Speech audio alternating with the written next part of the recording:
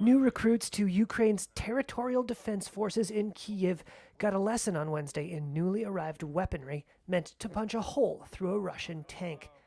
And this instructor, who only gave his name as Alex, told Reuters these men were ready to welcome the Russian army when it tries to take the city. Russians can enter Kyiv, but they're not going to leave it. They're all going to burn up here. Many expected Kyiv to quickly fall in the early days of the war.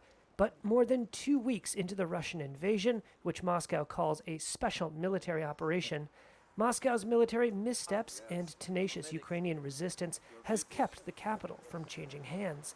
Of course, we understand and see that the enemy wants to seize Kyiv. We understand that very well. Oleksiy Kuleba is the governor of the Kyiv region. Of course, they were not able to seize Kyiv immediately. Their aim was to do so in 2 or 3 days. This is a well-known fact. They failed because of the heroic actions of our armed forces and ordinary people who stood up to defend our city, our country. He spoke to Reuters about the struggle ahead in almost apocalyptic terms. For us, this is Judgment Day. It is a struggle between good and evil. And either way, we would die, but we would not let them seize our city.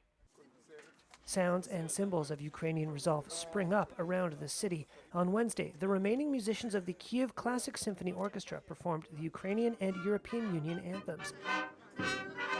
The show was broadcast live on Ukrainian TV. The conductor called the concert an action for peace. That is the message here, praying for peace, preparing for battle.